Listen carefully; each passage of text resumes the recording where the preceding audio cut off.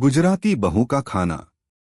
कहानी का सारांश। यह कहानी एक युवा गुजराती बहू के संघर्ष, परंपरा, परिवार और स्वादिष्ट गुजराती खाने के प्रति उसकी निष्ठा को दर्शाती है। कहानी में उसकी पाक कला की यात्रा, पारिवारिक रिश्ते और सामंजस्यपूर्ण जीवन की चुनौती है।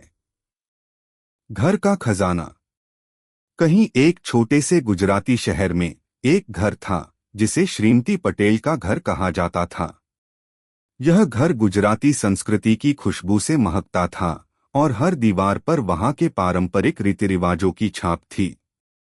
यहाँ का हर सदस्य अपने अपने तरीके से घर की धारा में बहता था, लेकिन इस घर का सबसे प्रमुख हिस्सा था उसका खाना।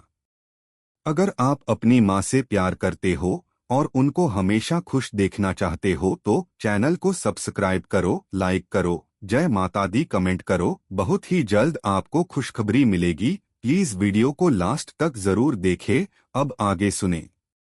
श्रीमती पटेल की बहू पूजा पटेल इस घर का एक नया हिस्सा थी। विवाह के कुछ महीनों बाद पूजा ने अपनी मां को खो दिया था और अब वह ससुराल में अपने नए जीवन की शुरुआत कर रही थी। पूजा के लिए यह एक नया अनुभव था। उसकी सास श्रीमती पटेल खाना बनाने में माहिर थी और उन्होंने पूजा को किचन में घुसते ही उसकी दादी से सीखी हुई गुजराती स्वादिष्ट पकवानों की विधियां सिखानी शुरू की। पूजा बेटा, गुजराती खाने का स्वाद हमेशा हर परिवार की धरोहर होता है, श्रीमती पटेल ने एक दिन कहा। तुम्हें इन स्वादों को समझना होगा, तभी तुम इस परिवार के दिल में जगह बना पाओगी। दादी की सिखाई हुई विधियां। पूजा की सास ने उसे पहले दिन से ही गुजराती खाने के बारे में सिखाना शुरू किया था। एक दिन श्रीमती पटेल ने पूजा को दादी की पुरानी रेसिपी से दाल ढकनी बनाना सिखाया। यह एक गुजराती परंपरागत दाल थी जिसमें हर एक मसाले का इस्तेमाल गहरी समझ और अनुभव के साथ किया जाता था।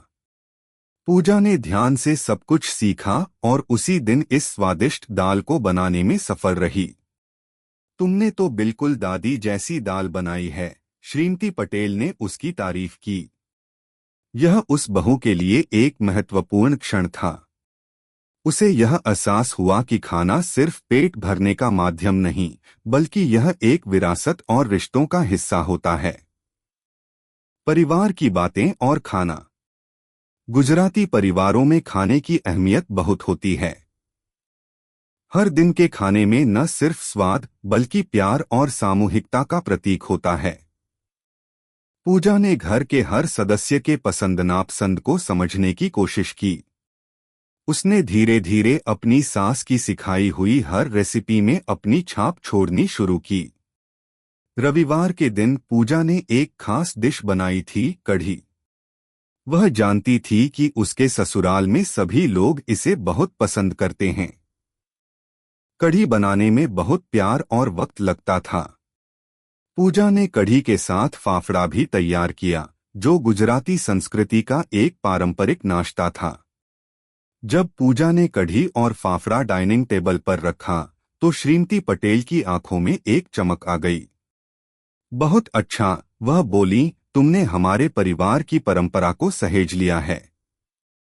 नई बहू और पारिवारिक चुनौती। लेकिन यह सफर उतना सरल नहीं था। एक दिन पूजा को एक कठिन चुनौती का सामना करना पड़ा। उसके ससुर श्री पटेल, जो आमतौर पर बहुत कम बोलते थे, ने एक दिन किचन में आकर कहा, पूजा, हमें यह पुरानी शैली का खाना पसंद आता है, लेकिन क्या तुम कभी कुछ नया बनाने का सोच सकती हो? यह वाक्य पूजा के लिए एक जटिल सवाल था। उसे परिवार की पसंद के साथ साथ अपनी रचनात्मकता को भी ध्यान में रखना था।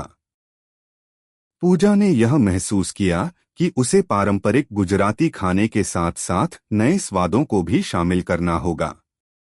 लेकिन चुनौती यहाँ थी कि वह ऐसा कैसे करे ताकि परिवार को यह बदलाव पसंद आए। कुछ नया, कुछ पुराना। पूजा ने अपने मन में एक विचार किया। उसने गुजराती खाने की आधुनिकता को बनाए रखते हुए नई रेसिपी तैयार करने का फैसला किया। उसने पहले दिन एक साधारण साबूदाना खिचड़ी बनाई, लेकिन उसमें कुछ विशेष ट्विस्ट दिया, चिकन के टुकड़े और मसालों का संयोजन। जब उसने यह डिश टेबल पर रखी तो सभी लोग चुपचाप खाने में व्यस्त हो गए। पूजा घबराई हुई थी।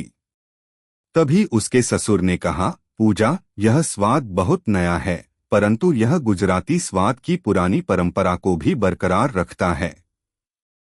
यह एक जीत थी, न केवल पूजा के लिए बल्कि पूरे परिवार के लिए।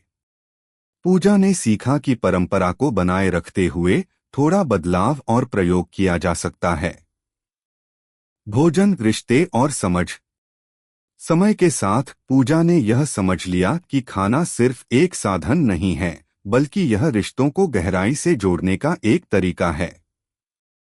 प्रत्येक रेसिपी के माध्यम से वह अपने परिवार के साथ अपने रिश्तों को मजबूत करने में सफल रही। गुजराती खाना, जो पहले एक जिम्मेदारी की तरह लगता था, अब पूजा के लिए एक कला बन चुका था।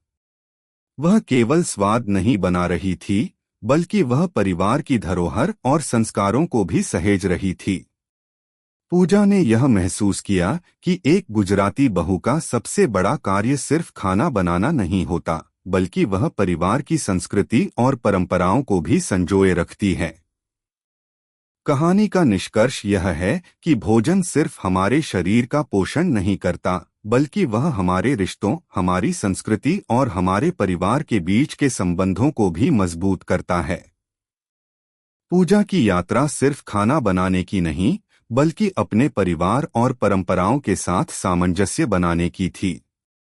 उसने साबित किया कि एक गुजराती बहू का खाना सिर्फ स्वाद में नहीं, बल्कि प्यार और समझ में भी सबसे बेहतरीन होता है। कैसी लगी आपको कहानी? प्लीज कमेंट करो, लाइक करो, सब्सक्राइब करो। धन्यवाद।